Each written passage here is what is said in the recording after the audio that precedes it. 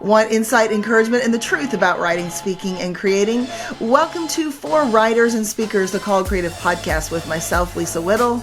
And I'm Alli Worthington, and today we're with Jennifer Dukes-Lee, an acquisitions editor and best-selling author. She's going to give us the behind the scenes that you won't hear anywhere else. Let's dive in. Jennifer, you're an author. You're also an agent now. Are you an agent? Acquisitions editor? You're an acquisitions editor. Yeah, there's so many things. Even I get confused. Tell us in 60 seconds what you are doing for a publishing house, what your role is. I am an acquisitions editor, which means that I receive book proposals from literary agents. So you got that part right. There you and go. I review them, and if I think something has a lot of potential, I'll take it onto the ed board and eventually to the pub board. And after I go to contract with an author, I work with that author all the way through publication. So I'm their in-house advocate, helping them cast vision for the book, carrying that out, and just supporting them along the way. In fact, I just got back from Charleston, South Carolina, where I was helping a first-time author map out her book. Oh, fun. You're also an author, and that's, of course, how I met you is in your authoring days. Also, a little-known fact, you and I, we were roommates once. We shared a room as fellow authors at a little retreat that we took in the hill country of Texas. So that's where I met JDL, Jennifer Dukes-Lee. So here's what I want to know. How do you go from saying, okay, I'm an author and this is what I do, to now I'm an acquisitions editor?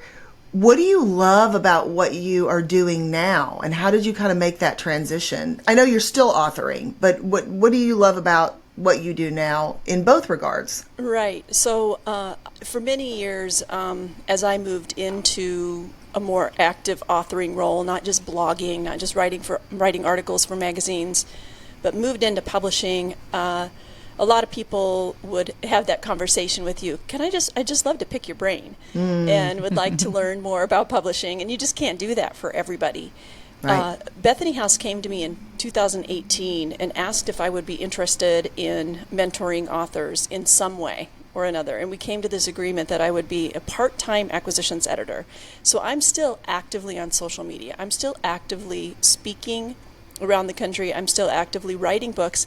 And also, this is a way that I can mentor a handful of authors in a really meaningful way beyond a cup of coffee. And I think we get to an age, and it's not just like a physical age, or it's just like a maturity. It's just something that happens, I think, in us when we get fairly good at what we do, where we want to figure out a way to pass on what we've learned to others. You can't do it for everybody, but it's been a great joy to take what I've learned over the years and pass that along and walk with the person, and still in the trenches myself. And also, I actually think that it's made me a better writer. Mm-hmm. It's made me a better speaker because I understand and am always advocating for the reader when I'm working with an author. So I apply what I'm teaching in more advanced ways all the time in the content that I produce. What you're talking about is exactly why Alli and I started Call Creatives. It's, we're taking what we learned and what we know and also are still in the trenches to help others. It's exactly why we started this. Yeah. So now that you know how the sausage is made, you know the behind the scenes of publishing and how books get accepted, does it change the way you think about what your next book is going to be? Your last book was genius and so inventive, showing it here, Stuff I'd Only Tell God. But now that you know the insights and kind of the business behind things, does it change the way you think about future projects? Yes, and I'm going to first speak to the way it makes it harder, because there is always a pub board living up in my head. So every good idea that I have, I'm hearing the voices around the table at pub board with every objection that they have to some books that I bring. That doesn't have a practical enough angle, or it's too practical, or it's too specific of a target audience. And so I can really get up in my head in a negative way. And it can block my creativity. On the other hand, I find even when I write an Instagram post, I find that I am in this position of advocating for the reader and thinking about her or him in a way leveled up than I did before. I still care about the craft of writing. I hope that I'm continuing to get better at the writing, but I'm equally, if not more, concerned with how can I help the person reading those words on the other end advance or be encouraged or find hope in a hard situation. So there is a weird duality to it, but on balance, I'm really glad that I've had the opportunity to understand publishing behind the scenes. I think it's also given me a greater appreciation for publishing houses. There is sometimes, not always, but sometimes an adversarial relationship between author and publishing house, particularly with marketing. Feeling like I'm doing all the work, they're not doing enough, I don't know what's happening with the publishing house, and it creates a lot of tension and anxiety for both parties. Seeing behind the curtain and the work that marketing is doing, and also the realistic observation that marketing houses can't do the same thing for every author. There's different marketing budgets for every author. When I was a first-time author, I remember seeing like influencer boxes. And so these influencer boxes come with fun little gifts and trinkets and sometimes like really expensive things inside of the gifts. And also I would see that people would end up on large online sites having what are called guest posts or sponsored posts. And I thought that I would get to have all of those things. But the truth is, I was a first-time, small platform, small marketing budget author, and I did have to do a lot of things all on my own. And even now, as everything is ramped up a little bit more in my own ministry, I still have to do things on my own, and I take that very seriously. So if you're in publishing right now or you're hoping to get there, I think we could all give each other a little bit more benefit of the doubt. That's so good. You know, one of the things Alli and I talk about in Call Creatives a lot, and that we've encouraged the people in that community with is, you know, you're going to have to put in some of your own money. You just need to understand that. Like you're going to need to earmark some of that. And, you know, so don't think that you can sit back and just depend on your publisher to push you and propel you forward. But Alli and I always know that we're going to have to put in some of our own money. So I think that's so good to address some of those myths that we might have. And that's absolutely one of them. Let's talk about something that is on people's minds a lot right now, which is what is working and what is not working in gathering an audience. So I'd love to know what you are seeing, because you know, you have different trains of thought. Some people say, hey, don't even bother with pre-orders anymore. It doesn't even work. Some people are saying, don't even bother with sending influencer boxes. You mentioned that. And I think a lot of folks don't realize that those kinds of things play into the number of orders of books you get. And those things are important. So somebody may be just starting out. They don't even know the game. They don't even know what's going on. But if someone's starting out and they're trying to just build an audience, which is hugely important, what suggestions do you have? What do you see working? I'll speak first. Excuse me. I'll speak first to the matter of content. Before you even get to that point of releasing or pre-ordering a book, thinking through the content of your book. What is working most are things that have some kind of high utility or usefulness.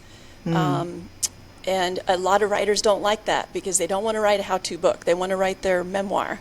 Yeah. But even if you're writing your memoir, it has to be something that is as much about the reader and advancing them as it is about you as the author. People pick up books because we're selfish. You know, we want to read something that either entertains us or propels us forward. So if you have some kind of specialty, some kind of niche, you are in a really good position. I, on the other hand, am a generalist, so it is really hard. I'm not a parenting expert. I don't have some kind of specific challenge that other people go through. Most of my books are general faith content, and there are a lot of books like that out in the world, and trying to make your way in that space is a lot of work. Now, that's what I have. That's what I bring to the world, and I understand that. But if you have something that is a how-to or a high-utility book that moves people forward, own that space and be the person, the go-to person that people look to. If you have a small ministry or doing work online related to pregnancy loss or miscarriage, and you're ready to talk about that and you want to help people in that, start talking about that on your channels. Become the go-to person for that. If you are an expert or have had a lot of experience in the gentle parenting movement, that's something that we're seeing a lot of.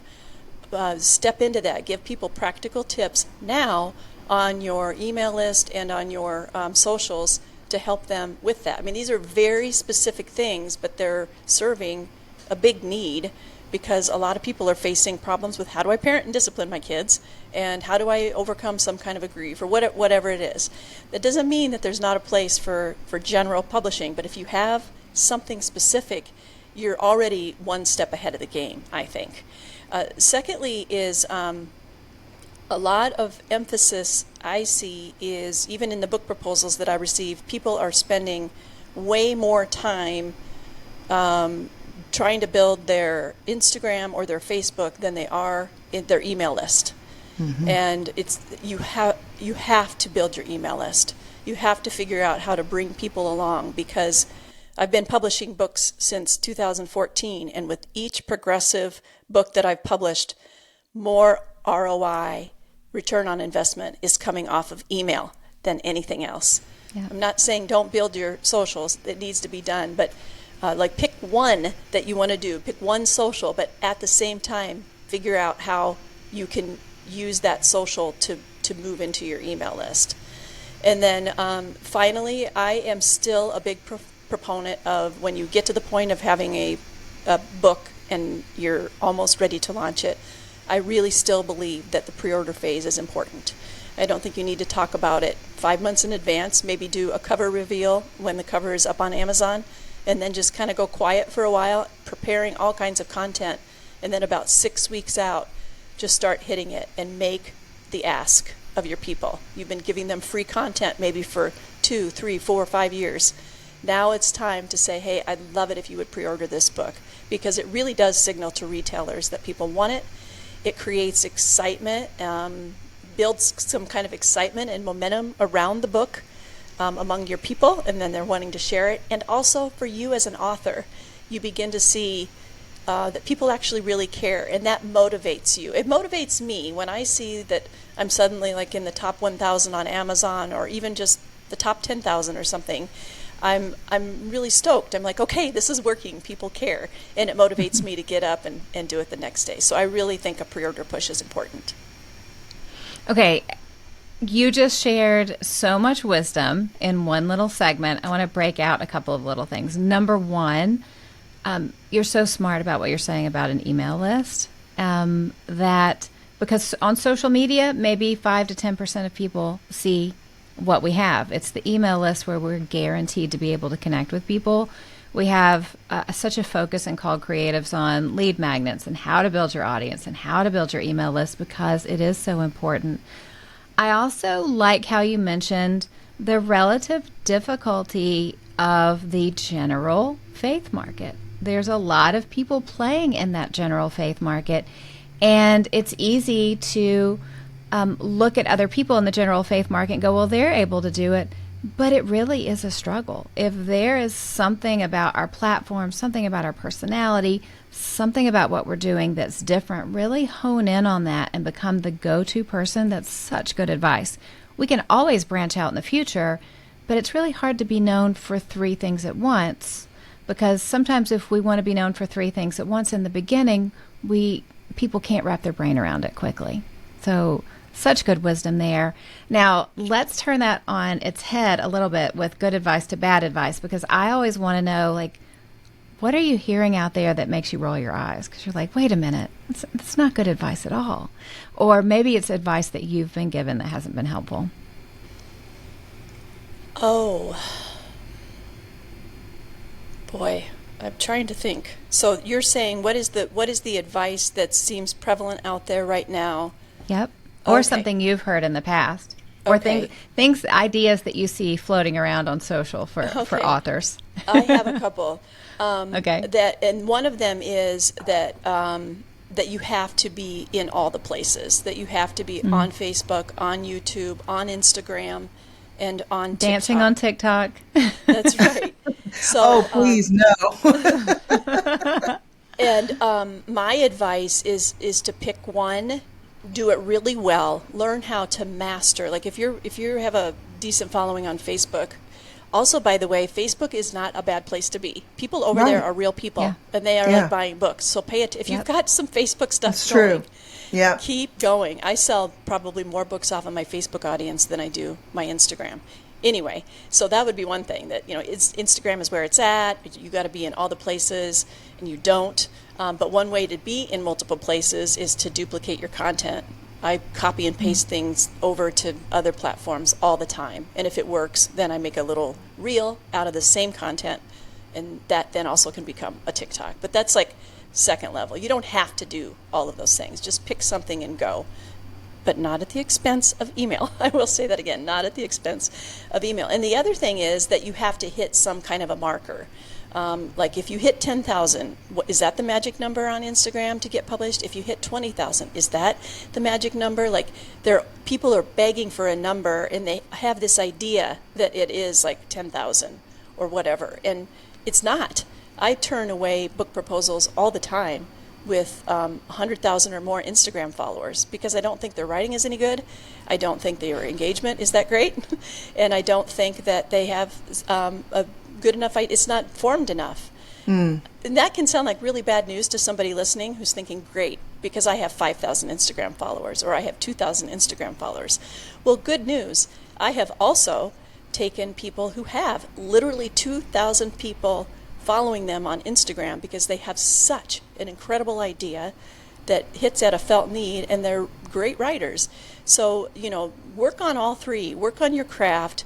Find the angle or the topic that is something that you can do really well, and continue to work on your platform. But don't stress about it. The more that you work on your content and your voice, that actually is going to follow. You can follow like certain marketing people that will help you grow your Instagram and Facebook and all that, and that's just fine. But publishers really actually are paying attention to engagement, and we can figure it out. Like if you have 100,000 followers on Instagram and 300 likes on a post, something's off. Something's off. Or, we also know how to look at comments and see if they're just bots, if they're just Right. like not real people. So just be really careful with how you grow your audience.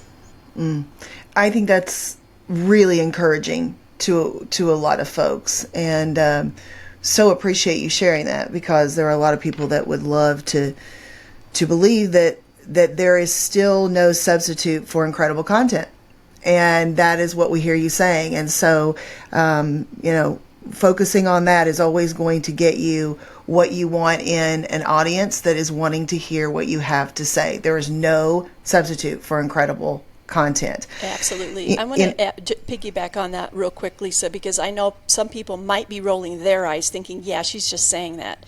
But we had strategy meetings at Bethany House Publishers last week. And when we had in-depth strategy meetings about the kinds of books that we're going to be going after in the next 2 to 3 years, not once did any of the players around the table say, and we really need to make sure they have a better social media presence. Nobody said that.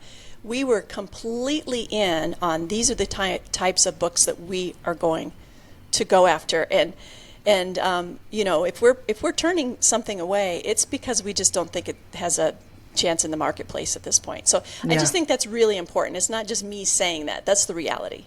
We aren't going to pressure you to tell us what types of books. You can offer if you want, but would you offer the types of books that you think aren't going to have as much success in the near future? I see an inordinate amount of very loose books on identity in Christ, which is important, my goodness. But it's so broad that it's, sometimes I'll read a proposal and I'll be like, what's this about again? And I know that the person that's bringing it has something important to say, but there are so many books like that with people who've been in the game for a long time, and it's really hard to compete against a book on identity if, the top, if like Lisa TerKeurst is doing something in the same realm, and even she doesn't do that. She could publish anything and put it in a bag and it would sell well, right? Because she's Lisa TerKeurst. It could be in a cardboard sack, but she's so specific, like a book on forgiveness, a book on boundaries, a book on what we crave and what we eat. I mean, these are really specific things. So finding those things really do come back to identity, but it's not a book about identity. Yeah. So that is an automatic red flag. I just want a book that just helps point people to Christ, or I just want a book that helps people trust God more. Like every book is that. Every Right. Christian book anyway is about leaning into your identity in Christ and trusting God. So it has to be more specific. Yes, such a good point. And really and truly, look at the books that are in the marketplace. That's why when you do a proposal, there's comparable titles. It's really important to see what's out there. And Jennifer, is right. You want to see what other authors, big authors, are putting out there. Are you doing a book that's exactly like that, and yet at the same time there's no real handles there, and so you are competing with this general market and this big author? It's going to be really, really tough. So get a little bit more specific and get a little bit more in a good pocket for you, and that is a great piece of advice. So I want to talk about this idea of discouragement, and I want to share just something really personal, which you and I would know about, and that is there was a point in your life, even some years ago, that you were feeling discouraged in your writing career. And I know because we're personal friends, and so we had a moment together where you were feeling kind of discouraged yourself. And so I think it's really important that we talk about that, and we talk about that openly, because there are a lot of writers, speakers. We are also speaking to people here on this show that want to speak, that want to create in some way. And it doesn't matter really if you want to write, want to speak, want to create, whatever you want to do. If you're feeling like, hey, I'm not getting any traction, it can be so discouraging. So talk about kind of any space and time that you have felt discouraged and how you have kind of gotten past that. So I have had so many discouragements along the way, and it's usually related to numbers. Yeah, Numbers that's I real. follow. I mean, right? So we're all tracking the numbers. I obsessively track my Amazon numbers when a book releases, and I still look, weekly, even at some of my older titles, to see how they're still doing. Why would you do that to yourself, friend? I know, right? So one of the reasons I do it is because I want to know what I'm sharing that's working. So then it informs the future things that I do. And I don't mean I'm just going to say things so that I can sell books, but if I'm learning that the way I say a certain thing is that really resonated. With Growing Slow, which is my title before Stuff I'd Only Tell God, I could tell that when I started to talk about things in a certain way or use certain kind of language, it's not like I was saying anything different from Growing Slow, but I'd be like, aha, this is hitting.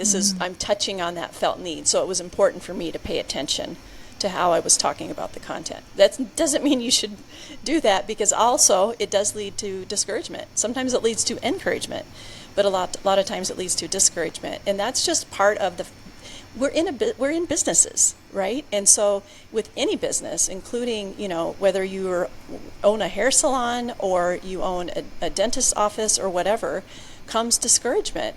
And where numbers are down and the bottom line isn't what you thought it would be. But as a Christian, I'm in a position to be the best steward and the best businesswoman that I can be. Yeah. And because of that, I put myself in a position of being discouraged, which sounds like, well, then just don't pay any attention to that. But I can't not. So for me, in those moments of discouragement, when a book isn't done as well as I thought it would, I remember when I launched It's All Under Control, it just still sells. It outsells every book. Every week over week, it just, boom, outsells everything. And then I did Growing Slow, and it was growing slow. Like it was it was living out the message. It was just not hitting as quickly. And I felt like I was having to work harder for the same result. That's discouraging. There's no doubt about it. So I think it's really important as writers and as communicators that we talk about it and that we admit that. I'll be on Instagram saying, hey, great, I made this list or I hit this marker, but sometimes inside I'm like, I wish I could just say this thing. This day sucked. Yeah. This launch was really, really hard and I had to work so hard. And so I'm glad for a space here where we can talk about those things. But we don't want to because it feels like a failure. And I get it, we don't have to put everything out there for public consumption, but you need a team of people who, whether it's a mastermind group, a little group on Voxer, if you have a literary agent, somebody who gets what you're doing, who's been in that same place, and just say, just keep going. Because you know what? If you have a discouraging hair salon year, maybe you want to keep going if that's what you're made to do, or if you've got it. Yeah. The dentist's office, just keep it going. Like just because you have a down year, it doesn't mean you stop doing root canals. You know what I mean? So sometimes book publishing feels as discouraging as a root canal. Let's face it. Yes. Well, it's funny now as I forget that we are artists. Our books are our art, right? So when we think of ourselves as artists, it gives me so much empathy when I'll see a director or an actor in a movie that doesn't do well, because I'll go, oh, I know what that's like. I mean, it's a million times more for them, because for them, if you're in a movie and it's not the best-selling movie of all time, you have articles and social media like, these people stink. For us, our audience is a lot nicer. For us, it's no one's saying anything. It's not like people are like, this book stinks.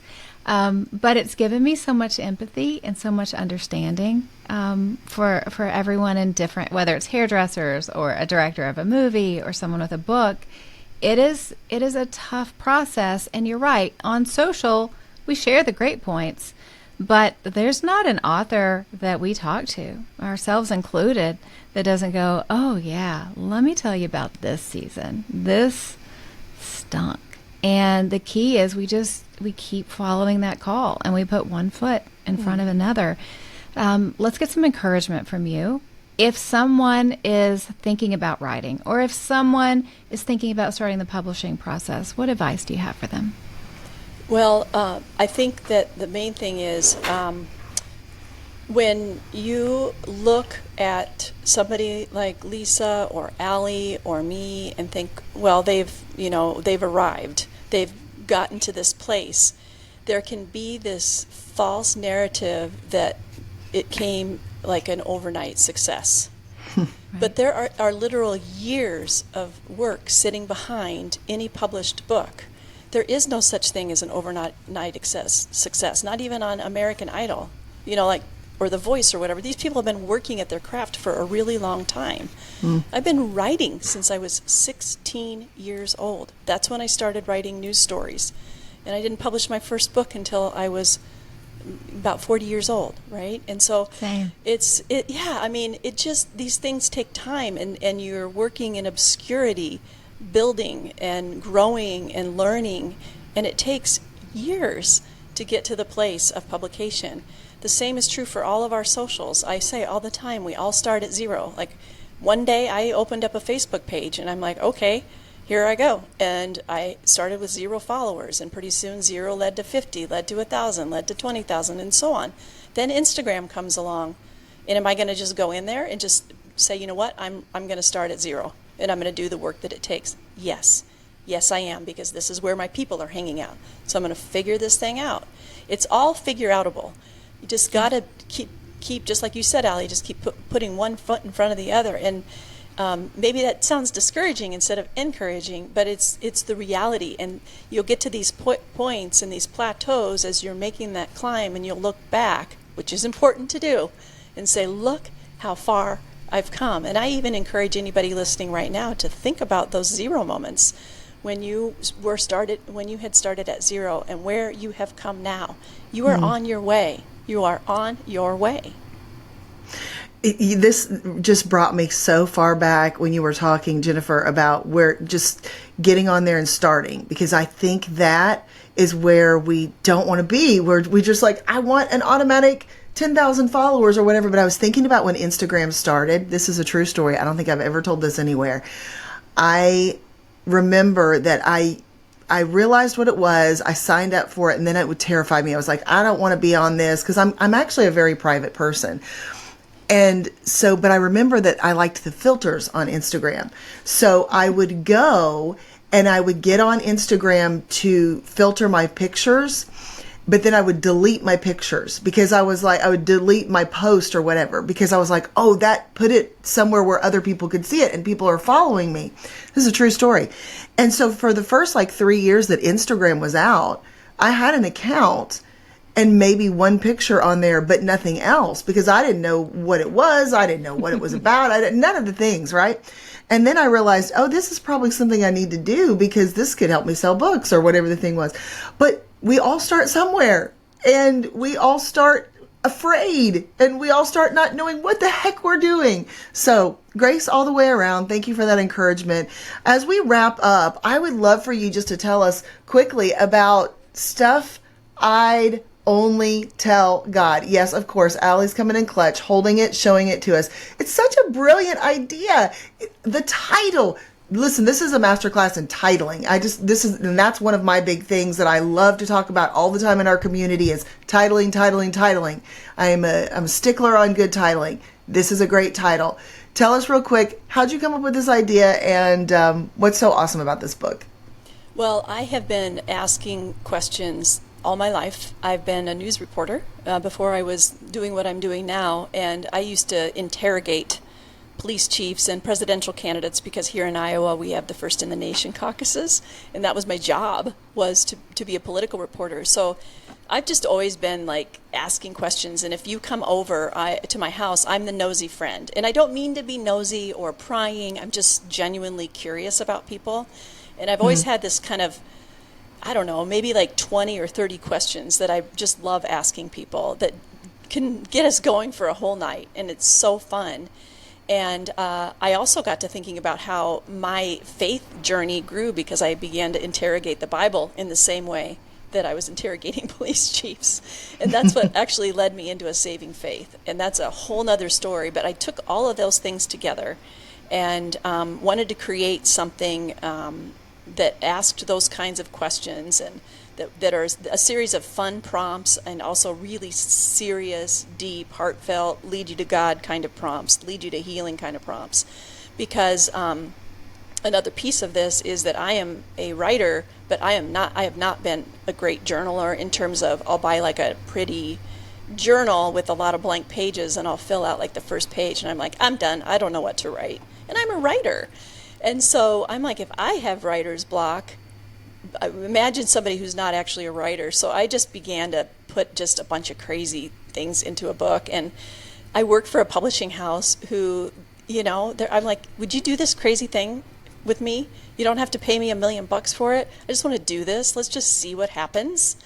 And it was the best launched thing that I have ever done in all of the books that I've written. Mm-hmm. And it was just so fun.